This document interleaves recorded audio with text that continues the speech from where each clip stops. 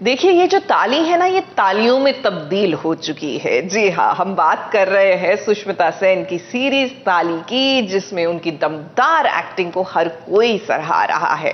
ऐसे में जब हमने की एक्स मिस यूनिवर्स से मुलाकात, तो जाहिर सी बात है कि हुई दिल से दिल की बात। गाली मिलेगी मिलेगी, चुपचाप सहेगी सहेगी, दुनिया कुछ तो कहेगी, लेकिन वो अपने हक के लिए जब लड़ेगी तब कहीं जाकर ताली बजेगी। आज हमारे साथ ऐसी खूबसूरत सुष्मिता सेन बैठी हुई है हमारे साथ, और अमेजिंग, मतलब ताली बजाने वाला काम किया आपने जी। बहुत बहुत बहुत तहे दिल से बहुत बहुत शुक्रिया। आई मीन इट्स बहुत तालियां मिल रही हैं, बहुत प्यार मिल रहा है सबसे, लेकिन इस सब के हकदार एक्चुअली बहुत सारे लोग हैं, क्योंकि ताली जैसी कहानी को पर्दे पे लाना इट टेक्स अ विलेज।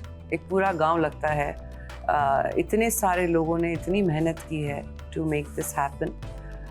तहे दिल से शुक्रिया cast, crew, director, Jio cinema, producers and of course Gauri Sawant. इन सब के वजह से एक विश्व सुंदरी के लिए, मतलब ब्रह्मांड सुंदरी के लिए, ब्रह्मांड सुंदरी, दैट्स द वन। हाँ, तो यू नो इतनी खूबसूरत आपकी छवि रही है, उसमें एक ऐसा कैरेक्टर निभाना, आपने पहले खुद को किस तरीके से तैयार किया कि नहीं मुझे ऐसे दिखना है, यू नो इतना सब करके बहुत अलग दिखाना है, जो कि मेरी छवि पे लोग बोलेंगे अरे मिस यूनिवर्स, और कितना आपने किस तरीके से खुद को मनाया?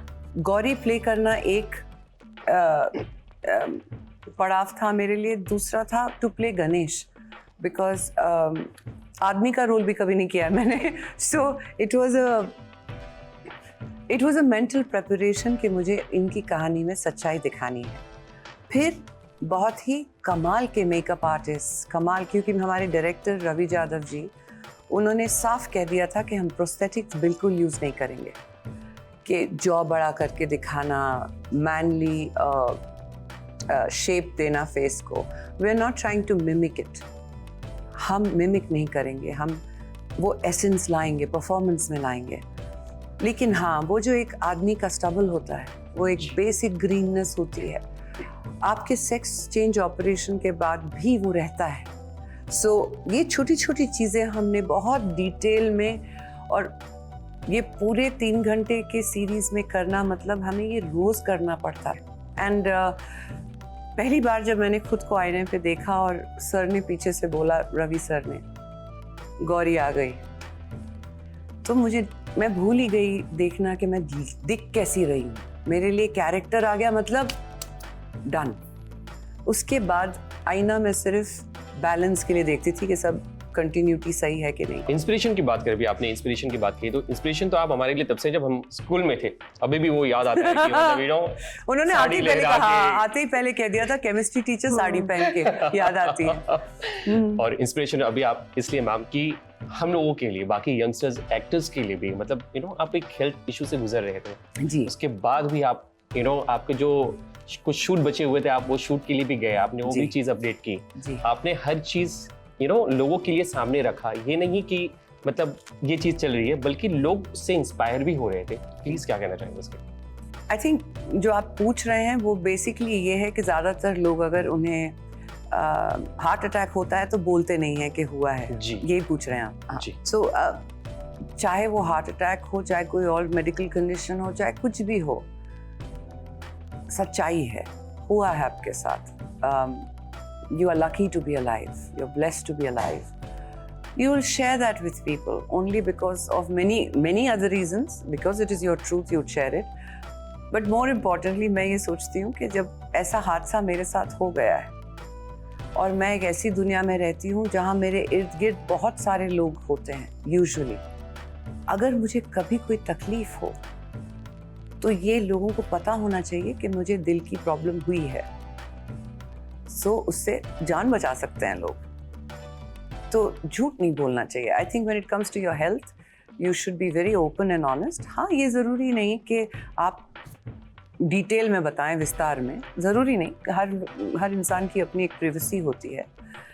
लेकिन मुझे ऐसा लगता है कि अगर मैं ये मान लेती हूँ तो मैं आगे चलकर व्हेन आई एम कंफर्टेबल लोगों के साथ उनके हेल्थ के बारे में भी बात कर सकती हूँ, क्योंकि जिस दौर से मैं गुजरी हूँ हेल्थ वाइज, जो सीख मुझे मिली है वो और लोगों के भी काम आएगी। एक चीज मैं जानना चाहूंगा, आपके हाथ में ना यहाँ पर आई एम लिखा, मैं हूँ, करेक्ट जी। तो ऐसा क्या होता है कि आपके लिए कौन हमेशा रहता है कि मैं हूं ना, आप अपने लिए? आपने पूछा कौन है जो आपके साथ हमेशा रहता है, आपके लिए हमेशा रहता है? मैं और मेरा भगवान, ये परमानेंट है, बाकी सब ट्रांजिएंट है। मोहब्बत करने वाले बहुत हैं, इज्जत करने वाले बहुत हैं, दोस्त बहुत हैं, रिलेशनशिप्स बहुत हैं, फैमिली है, और ऊपर वाले की बहुत सारी गिफ्ट्स हैं लाइफ में। लेकिन ये जो जर्नी होती है लाइफ की, वो हम अकेले आते हैं और अकेले जाते हैं। और इस दौरान यही समझ लेना बहुत बड़ी बात है कि आपके पास आप हो। इतनी बड़ी बात आपने कह दी, तो शायद मेरा सवाल भी अगला यही था कि इतनी पॉजिटिविटी मतलब कहाँ से आप लाते हैं? क्योंकि कोई भी आपसे मिलता है, ऐसा नहीं, अभी मैंने जितनी भी लोगों से मिली सब यही किया, मतलब स्माइलिंग फेस, लेकिन इतनी पॉजिटिविटी लाना मतलब हर किसी, आजकल हम इतने लोगों से मिलते हैं लेकिन वो चीज़ नहीं मिलती जो हमको चाहिए होता है। नहीं, मैं ऐसी हूँ मुझे ना ऐसा लगता है कि मोस्टली अब हर किसी का अप्स एंड डाउन्स आता है लाइफ में, ऐसा नहीं है कि हम हमेशा ऐसे पॉजिटिव रहते हैं, बिल्कुल आता है।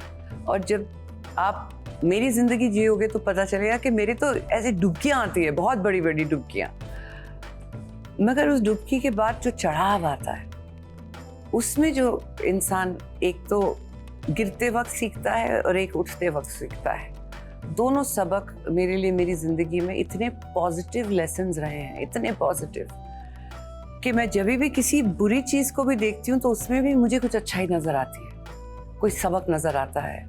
तो आई थिंक ये I have to thank my God for. बात अगर गौरी सावंत की करें मैम, तो आप जब मिले, इतना सब कुछ किया, सबक की बात करें तो आपने क्या एक चीज सीखी है, मतलब लाइक गौरी सावंत जी? बहुत कुछ सीखा है बाबू, बहुत कुछ। मगर सबसे बड़ी बात ये देखी है कि जिस इंसान के साथ कोई नहीं था, कोई भी नहीं, उस इंसान ने ये ठान लिया कि मेरे साथ जो हुआ हुआ, बट मैं अब क्या करूं कि ये औरों के साथ ना हो। कितनी बड़ी बात है इसमें, क्योंकि जब हमें अकेलापन महसूस होता है तो हमें लगता है हमारे साथ कितना गलत हुआ लाइफ में, और हम अपने अंदर ही अपनी ज़िंदगी को, अपनी किस्मत को कोसते रहते हैं, तो ना खुद के काम आते हैं ना किसी और के। लेकिन एक ऐसी हस्ती जिन्होंने इतना कुछ सहा है और फिर क्या करने की कोशिश की, बच्चों के लिए घर बनाने की, आईचा घर। इन्होंने जितने पूरे महाराष्ट्रन बेल्ट में मैं इतने सारे ऑर्गेनाइजेशंस को जानती हूँ who love Gauri Sawant, because अगर वो पैसे से मदद नहीं कर सकती तो अपना टाइम देती हैं। बहुत बड़ी बात है। When somebody lives for a greater good, मेरी इज्जत बढ़ जाती है उनके लिए। ये सीखा मैंने उनसे। तो अकेले रहकर भी परिवार को संभालना, देखना, लेकिन कभी भी किसी मोड़ पे ऐसा लगा है कि नहीं, साथ किसी का साथ होना चाहिए था, ऐसा कभी किसी लगा का है? मतलब स्पेसिफाई, जैसे कि like a husband? जैसे मेरी शादी हो गई है तो मुझे ऐसा लगता है कि यार कहीं ना, जब मैं लगता है कि नहीं, मैं पूछती हूँ और बहुत बार जरूरत पड़ती है कि नहीं है, आप कैसे अकेले मैनेज कर लेती हैं? Very nice. सो जैसे मैं हमेशा से कहती हूँ कि लोग कहते हैं ना 20-21 साल में शादी करा दो, नहीं तो बहुत ज़्यादा लड़कियाँ सेट हो जाती हैं। हाँ। उनका एक इंडिविजुअलिटी आ जाती है जो कि फिर बाद में वो they don't want to compromise on it. शायद इस बात में थोड़ी सी सच्चाई होती थी पहले, अब नहीं है। अब सोशल मीडिया और the world we live in is far more vocal and open, क्योंकि मेरी जिंदगी में ऐसा कोई इंसान था ही नहीं, या ऐसी कोई सामाजिक रिश्ता लाइक अ शादी और हस्बैंड वाइफ था ही नहीं। तो जब मुझे प्रॉब्लम्स आते थे या मुझे मदद की ज़रूरत थी, मुझे मेरे दोस्त मिल जाते थे, उन्होंने हेल्प कर दी, मेरे माता पिता ने हेल्प कर दी, मेरे भगवान ने हमेशा हेल्प की, तो मुझे ये कमी महसूस ही नहीं हुई। मैंने जब भगवान ने मुझे इतने सारे लोग दिए हैं तो मुझे एक हस्बैंड की क्या जरूरत है। I was very very lucky that I never have felt the absence of a husband at all. कभी कभी बहुत पारदर्शिता होना भी हमारे लिए प्रॉब्लम हो जाती है। पारदर्शिता मतलब ट्रांसपेरेंटली होना भी अच्छा, बहुत ज्यादा मुश्किल, transparent, बहुत हाँ। ज्यादा मुश्किल। यार तो बहुत ज्यादा मतलब ना बिंदास है, बोल देती है वो, उसको लेके कभी कोई खामियाजा भुगतना पड़ा है? खामियाजा, इनके जबान इतना सुंदर है ना, बहुत प्यारा बोलती हैं आप। शुरू में हो गया था क्योंकि मैं अभी इस साल, अगले साल मेरे इंडस्ट्री आई मीन पब्लिक आई में 30 साल कंप्लीट हो जाएंगे। तो मतलब मेरी पूरी आधी से ज़्यादा ज़िंदगी I have spent under a spotlight basically, you know. तो ये सब ट्रांसपेरेंट होना, लोगों के ओपिनियंस, उनके जजमेंट्स, ये सब मेरी बिगनिंग ऑफ द करियर में हो चुका है। उसके बाद ये मेरा मानना है कि अगर आप डर को पकड़ के रखो ना तो इट टर्न्स टू करेज। मगर प्रॉब्लम ये है कि डर लग गया तो वही बात ख़त्म हो गई। लेकिन अगर आपको डर लगने से ज़्यादा पकड़ के डर के आगे बढ़ना आता हो तो वो करेज में टर्न हो जाता है। वैसे ही अगर रिजेक्शन से डर ना लगे कि सब कह रहे ये लड़की ठीक नहीं है, इसकी सोच ठीक नहीं है, कैसे बात करती है, क्या बोलती है, अगर आप उसे पकड़ के रखो और आगे बढ़ते रहो तो वो एक्सेप्टेंस पे आ जाती है बात। फिर वही लोग आपको अपना भी लेते हैं और क्या मालूम इज्जत भी देते हैं फिर। Yes.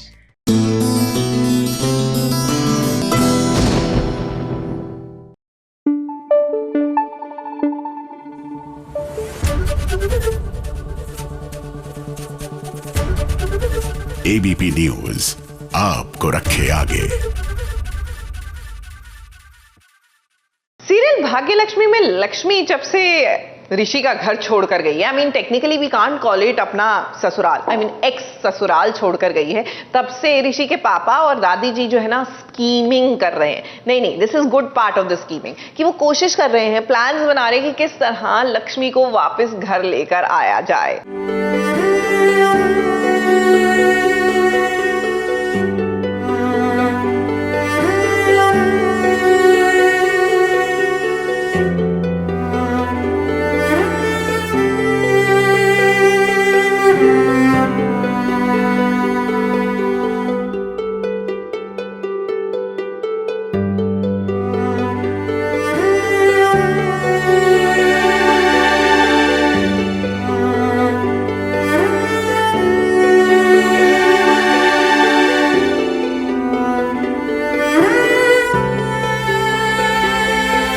लक्ष्मी को देखिए, वो आ गई है ऋषि के घर।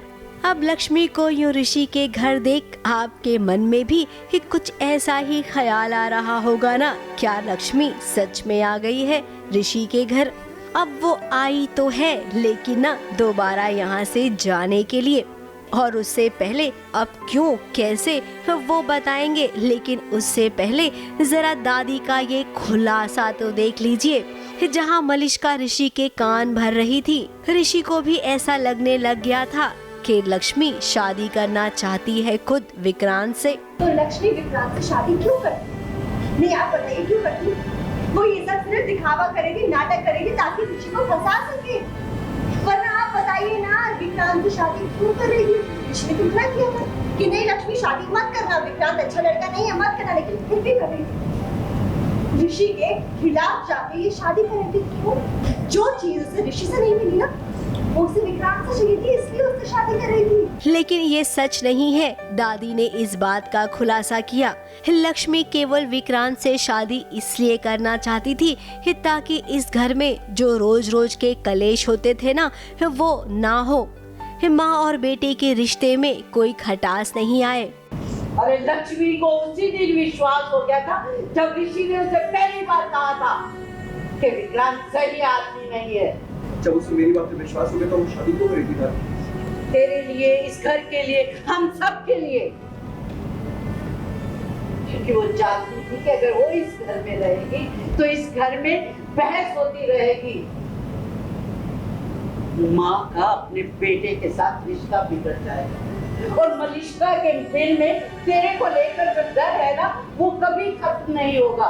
वो विक्रांत से शादी भी कर रही थी तो सिर्फ यही सोच के कर रही थी कि मैं यहाँ रहूँगी तो वो झगड़े कलेश होते रहेंगे, है ना, और नीलम और ऋषि के बीच में दीवार आ जाएगी, मतभेद हो जाएगा। इसीलिए वो कह रही थी कि चलो मैं जिससे भी, अगर ऋषि कह रहा है इससे शादी कर लो तो मैं कर लेती हूँ। लक्ष्मी ने हमेशा ही ऋषि पर भरोसा किया है। घर वाले तो केवल इल्जाम लगाते हैं, लेकिन आज ऋषि के सामने दूध का दूध और पानी का पानी हो गया है। ऋषि अब जाएगा और लक्ष्मी को लाने की पूरी कोशिश करेगा।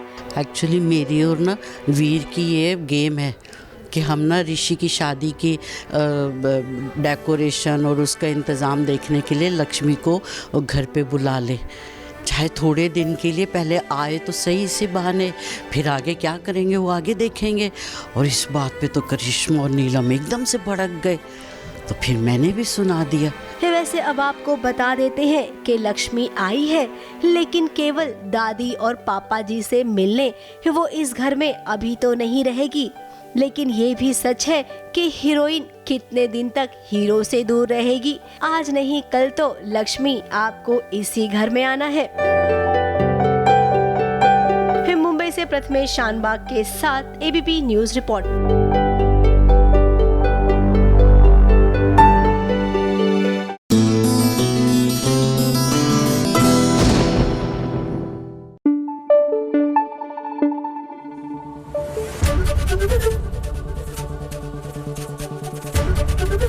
एबीपी न्यूज आपको रखे आगे। जानना चाहते हैं टीवी की दुनिया का ताजा हाल? तो जरा देखिए एक नजर।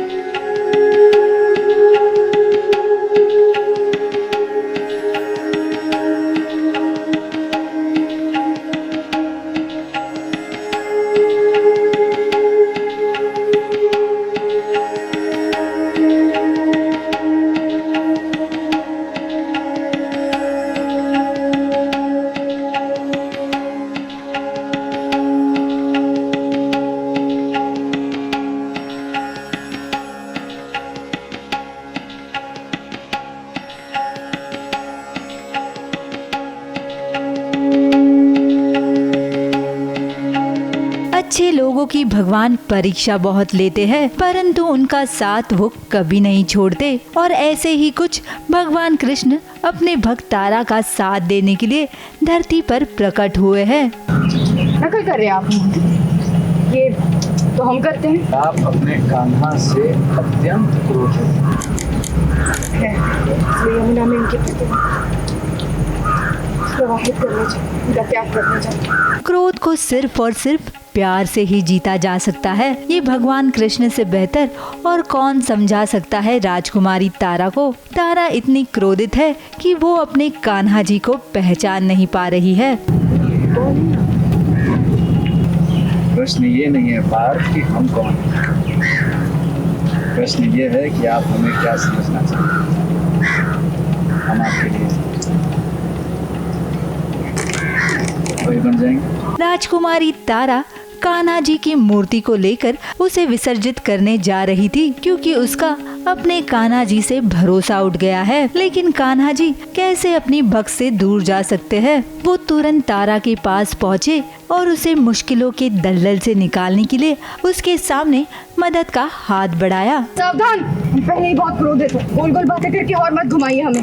पार्थ कहकर क्यों पुकार रहे आप हमें? हमारा नाम पार्थ है, तारा प्रिय। जी राजकुमारी तारा प्रिय। आपको कैसे ज्ञात हुआ कि हम राजकुमारी? आपकी भाव भंगिमा को देखकर तो स्पष्ट किया राजकुमारी। राजकुमारी तारा, आप बहुत भाग्यवान हो। आपकी रक्षा करने स्वयं भगवान कृष्ण धरती पर आए हैं, तो आपका अच्छा वक्त जल्द ही आएगा।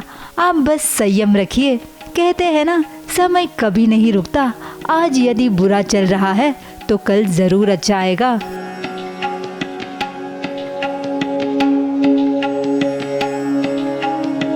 मुंबई से प्रिया ढवड़े के साथ एबीपी न्यूज रिपोर्ट।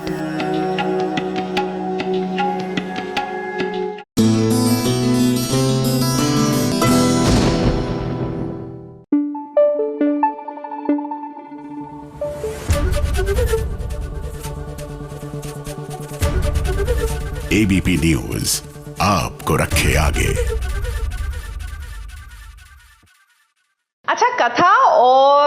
वियान का जो रोका था, खूबसूरत उसका जो पहलू था, वो तो हमने आपको दिखा दिया, लेकिन अब हमने आपको बता ही दिया था कि इस रोके के बाद आएगा भूचाल। तो आ गया है भूचाल। क्या है ना, मौसी जी आ गई है। नहीं, बसंती की मौसी जी नहीं, ये है ऑफ कोर्स वियान की मौसी जी, जो जहर घोलने आई है कथा की लाइफ में। 56,000, इतना सारा पैसा एकदम से देखकर वो बच्चा बिगड़ सकता है। आरफ के मामले में मैं कॉम्प्रोमाइज नहीं कर सकती। और आपको लगता है मैं कॉम्प्रोमाइज करूंगा? आप हूँ उसका मैं, और मैं उसकी माँ हूँ वियान, और आरफ के बारे में कुछ डिसीजंस हैं जो सिर्फ मैं ही ले सकती हूँ।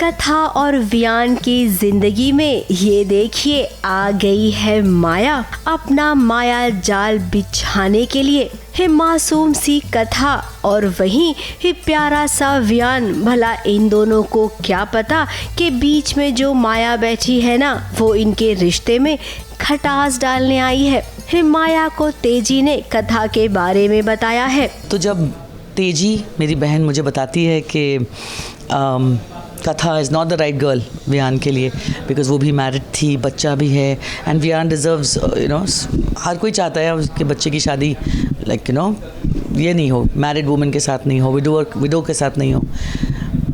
तो माया कम्स हियर एंड वो चेक करना चाहती है कि तेजी कैसी है, and from here on how she is going to look, कि कैसे मैं इनको तोड़ूँ या कैसी लड़की है पहले तो चेक करना चाहती है। वो माया इज़ टू स्मार्ट, वो सिर्फ तेजी की बातों पर नहीं जाएगी। तो फर्स्ट शील चेकआउट कथा कैसी है, और फिर धीरे धीरे शील लूप होल ढूंढेगी, और जब लूप होल मिल जाएगा तो अब तेजी तो कथा से वियान की शादी नहीं चाहती है, लेकिन क्या करे, वियान इतना प्यार करता है कथा को कि वो किसी दूसरी लड़की के बारे में सोचता ही नहीं है। ऐसे में कैसे रिश्ता तोड़ा जाए वियान और कथा का, यही सोच सोच कर परेशान थी तेजी। उसकी परेशानी हल करने के लिए माया आ गई है। माया ना वियान और कथा के पास प्यार से घुसेगी और उसके बाद पूरी कोशिश करेगी मजबूती से इनका रिश्ता तोड़ने की। वो बेसिकली ढूंढेगी कि हाउ, वो वियान को डायरेक्टली बोलेगी कि ब्रेक दिस, ये ठीक नहीं है। तो वियान अभी प्यार में है तो मानने वाला है नहीं। तो अलग अलग तरीक़ों से शी विल फाइंड कि प्रॉब्लम्स कैसे क्रिएट करूं, ऐसे क्वेश्चंस, अनकंफर्टेबल क्वेश्चंस पूछना कथा के पास्ट के बारे में, उसकी जो फैमिली है, अब माँ बाप तो है नहीं, तो सास ससुर हैं और यहाँ भी सास ससुर हैं, तो ऐसे अनकंफर्टेबल क्वेश्चंस क्रिएट करेगी, पूछेगी, पोक करेगी, थोड़ा सा वियान को भी डाउट में लाने की पूरी कोशिश करेगी। So that's the agenda of this character. अब माया जी, आपको ये नहीं पता है कि कथा और वियान बहुत ही मैच्योर है, वो सारी चीज़ें समझते हैं, और आप जो कहना चाहती हैं ना, वो सब तो ऑलरेडी वो सुन चुके हैं, समझ चुके हैं। अब इन्हें कोई भी रोक नहीं सकता है। ये शादी तो होगी और होकर रहेगी। धीरे धीरे कथा आपके भी मन में घर कर जाएगी, इसकी गारंटी तो हम देते हैं। मुंबई से सोनू शुक्ला के साथ एबीपी न्यूज़ रिपोर्ट।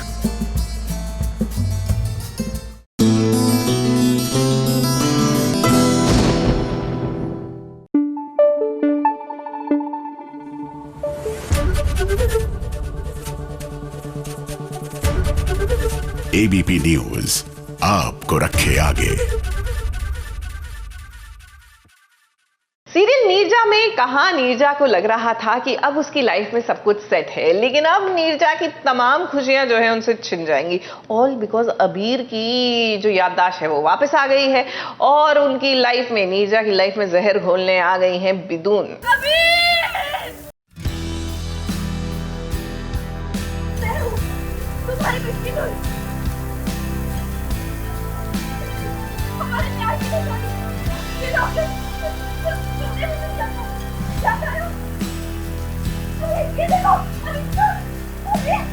नीरजा की जिंदगी में तूफान आ गया है।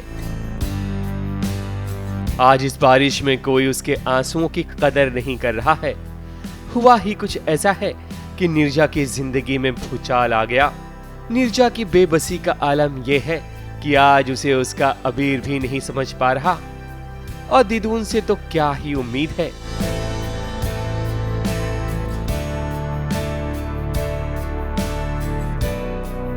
नीरजा अबीर का नाम लेकर चीख रही है, अपना पक्ष भी अबीर को बताने की कोशिश कर रही है, लेकिन अबीर का दिल अब पत्थर का हो गया है, और इसका कारण कोई और नहीं बल्कि दिदुन है। देखो दिदुन है, नाम क्या है? दिदुन, द नेम इज दिदुन। तो दिदुन हर जगह पहुंच जाती है, और दिदुन पहुंचे और धमाका ना हो ऐसा तो हो ही नहीं सकता।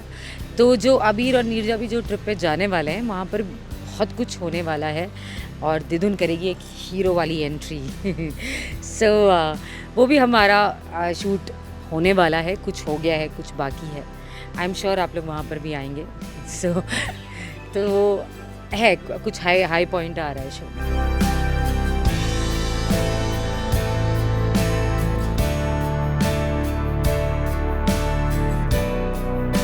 कहानी ने कुछ ऐसा मोड़ लिया है जिसकी कल्पना नीरजा कर ही नहीं सकती थी। हुआ यूं कि अब अबीर की याददाश्त लौट आई है, और उसे दिदुन से पता चल जाता है कि उसके साथ जिसकी शादी हुई है वो त्रिशा नहीं बल्कि नीरजा है। फिर क्या अबीर नीरजा के प्यार की निशानी लौटाकर चला जाता है। उसकी मिष्टी दोई की मिठास इस जोरदार बारिश में अब बह गई है। आंसू ऐसी चीज़ है ना कि अगर वो ना भी दिखे ना तो आंखें तो बोल ही देती है सब कुछ।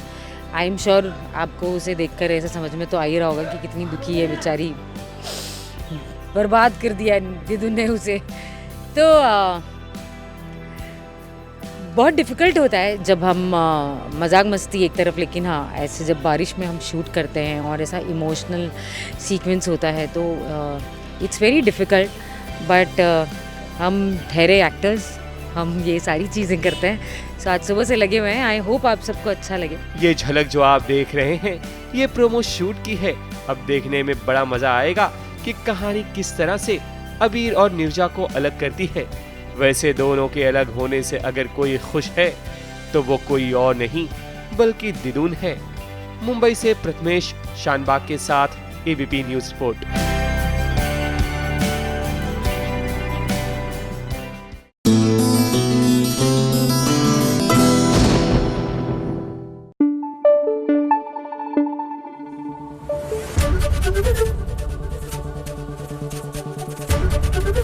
एबीपी न्यूज आपको रखे आगे। सास बहू और साजिश में आगे बढ़ेंगे हमारी सैटरडे वाली रिपोर्ट देखने के बाद।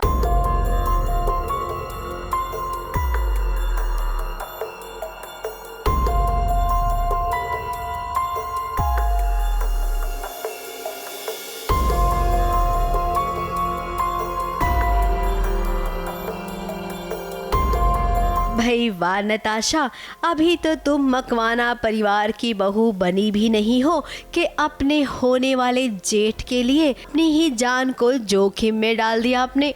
और जरा नताशा के घर वालों को देखिए, नताशा का साथ वो भी दे रहे हैं। हर किसी ने अपना रूप बदल लिया है। पार्टी में उनके घर से शराब पकड़ी गई है, जिसके चलते पुलिस ने उन्हें हवालात में डाल दिया है। अब नताशा जानती है कि कोई न कोई गड़बड़ी तो जरूर हुई है। फिर क्या, वो आ गई है शराब के ठेकेदारों के पास, जो कि गैर कानूनी तरीके से शराब बेचते हैं शहर में। अब इस ठेके पर आना मतलब अपनी ही जान जोखिम में डालना। लेकिन इस होने वाली बहुरानी ने जरा देखिए कैसे अपने आप को संभाला और परिवार को भी बचाया।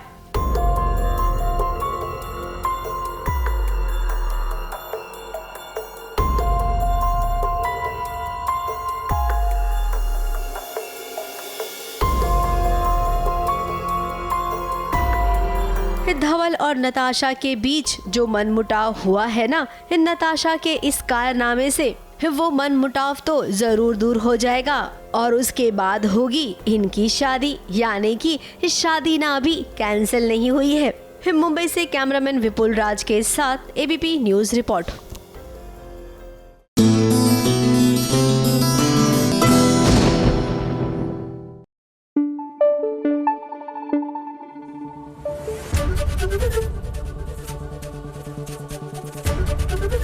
एबीपी न्यूज आपको रखे आगे। आखिर कब तक लड़ना पड़ेगा? Sorry for getting so melodramatic, but मैं बस रब से दुआ की फीलिंग्स को जांचने की कोशिश कर रही हूँ। मतलब बिलीव मी, उसको भी ऐसी फ्रस्ट्रेशन होगी कि भैया मैं कब तक लड़ती रहूं अपने ही परिवार से। अब लीजिए, एक बार फिर से उनकी जान जो है वो खतरे में आ गई है। ये कंप्लेंट मैंने ही की है और ये कंप्लेंट किसी कीमत पर वापस नहीं होगी। इन्होंने आपके सामने मुझे इंस्टेंट ट्रिपल तलाक दिया, जो एक कानूनी जुर्म है और नॉन बेलेबल ऑफेंस। मैं सबके सामने तुम्हें तलाक देता हूं। तलाक, तलाक, तलाक।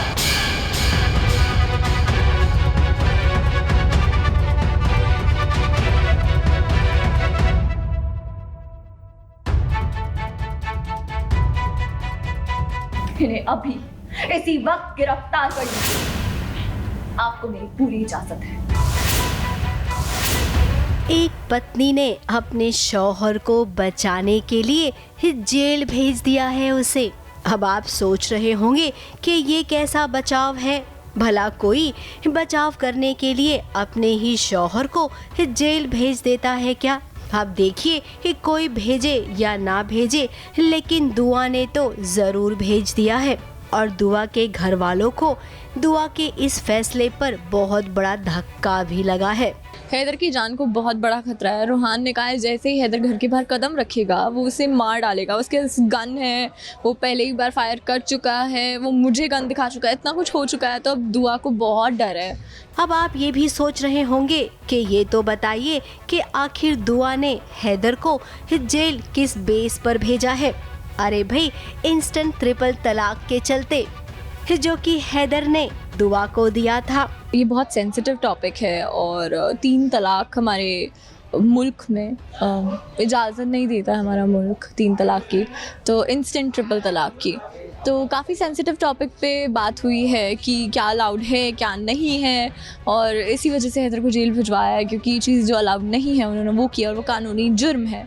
तो दुआ बहुत स्मार्ट है, पढ़ी लिखी है, उसको अक्ल है। पढ़ी लिखी मतलब ऐसे कोई प्रोफेसर नहीं है, बट फिर भी उसको अक्ल है, जिसकी वजह से उसको पता था कि हैदर को मैं कैसे जेल भेज सकती हूँ। दुआ को याद आया कि मुझे एकदम से तलाक दे दिया था हैदर ने। फिर क्या, उसने यही शिकायत पुलिस वालों को की और उसे जेल भिजवा दिया। ये कंप्लेंट मैंने ही की है और ये कंप्लेंट किसी कीमत पर वापस नहीं होगी। इन्होंने आपके सामने मुझे इंस्टेंट ट्रिपल तलाक दिया, जो एक कानूनी जुर्म है और नॉन बेलेबल ऑफेंस। इन्हें अभी इसी वक्त गिरफ्तार कर लीजिए। आपको मेरी पूरी इजाजत है। दादी दुआ से मिन्नतें कर रही है कि छुड़ा दो भाई हैदर को, लेकिन दुआ मानने वालों में से नहीं है, क्योंकि वो जानती है कि जेल में ना हैदर सेफ रहेगा। अगर घर पर आया तो रूहान उसे मार डालेगा।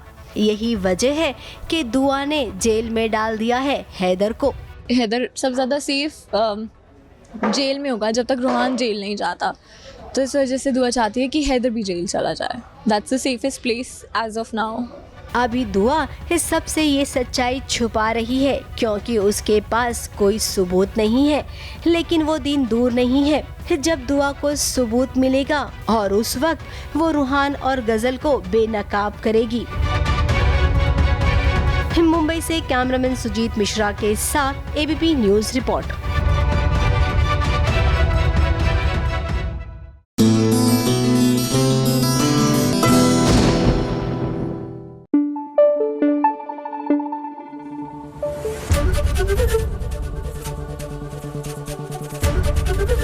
एबीपी न्यूज आपको रखे आगे। आगे बढ़ेंगे, लेकिन हमारी ये स्पेशल रिपोर्ट देखने के बाद।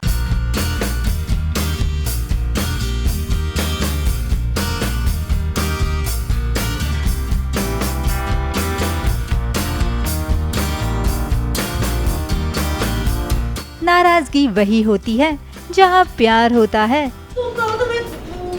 अब काशवी ने किया ही कुछ ऐसा है कि अर्जुन का नाराज होना तो बनता है, लेकिन काशवी ने इस नाराजगी को दूर करने का बहुत ही प्यारा तरीका ढूंढा है। अर्जुन, मैं जानती हूँ कि मेरी गलती थी और मुझे मेरी गलती का एहसास भी है। बचपन में टीचर हमसे करवाती थी ना उठक बैठक, वैसे ये उठक बैठक कर रही है।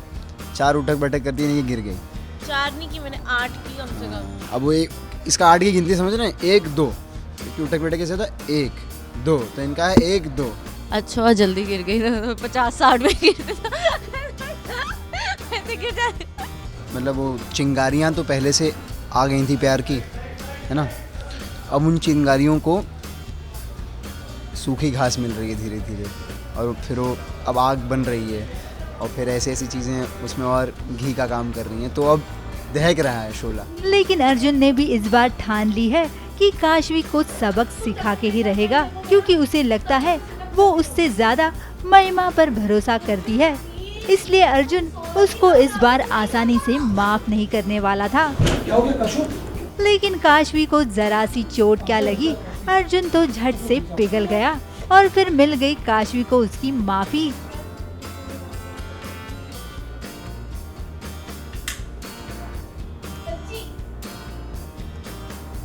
काशवी आपके रिश्ते की बुनियाद इतनी खोखली तो नहीं कि कोई तीसरा आके उसे डगमगा दे। अर्जुन का आपसे यूं गुस्सा होना जायज है।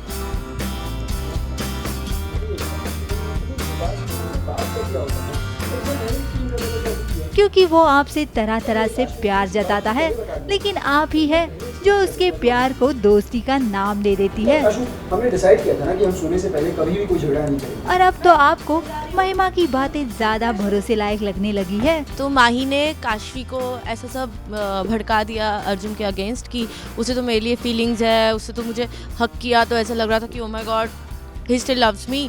और काशवी मान गई क्योंकि वो काफ़ी जेन्युइनली बोल रही थी, एंड शी थॉट कि अरे यार, मतलब मैं गलत ही सोच रही थी वापस से कि he likes me but he doesn't. तो वो थोड़ा सा रूड हो गई अर्जुन के साथ, थिंकिंग कि यार ये क्या मतलब हुआ, अगर तुम्हें फीलिंग्स नहीं है तो ऐसे एक्ट भी मत करो ना कि तुम्हें है। चलो काशवी, अब तो तुम्हारी गलतफहमी दूर हो गई ना, तो आगे से ध्यान देना कि किसकी बातों पर भरोसा करना चाहिए और किसकी नहीं। मुंबई से कैमरामैन सुजीत मिश्रा के साथ एबीपी न्यूज रिपोर्ट।